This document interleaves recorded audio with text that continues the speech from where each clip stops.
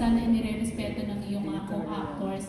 At bilang isang public figure, ano po ang nararamdaman nyo sa recent na issue kay Ann Curtis na nabastos po ng isang congressista po?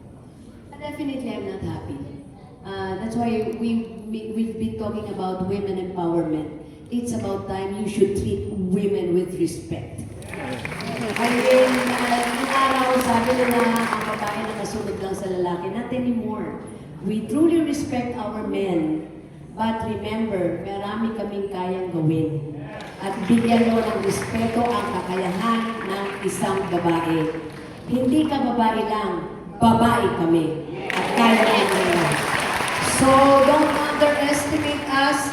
Don't say bad words against us. Kasi kahit paano, aalma kami. Bago ka magsalita ng hindi maganda, tignan mo muna ang sarili mo. Yes, I'm sorry. Very well said. Very well said. And iko na rin po, Gov, na may mga kababayan po kasi tayo na nag-iisip at iba po ang mindset na kapag ang mga kababaihan ay nagdadamit ng sexy at nagdi-display ng katawan, ay hindi na deserve i-respect. Your opinion po? Okay, wag naman nilang lahatin ang kababaihan. Merong iba na meron tayong mga kababaihan na hindi nagsusuot na masasabi nating maayos na pananamit. Pero still wala tayong karapatan para husgahan sila. And then these artists na sinasabihan nila ng hindi maganda dahil ikaw rin naman, nagdadamit ka ng sexy, parte yan ng trabaho nila eh.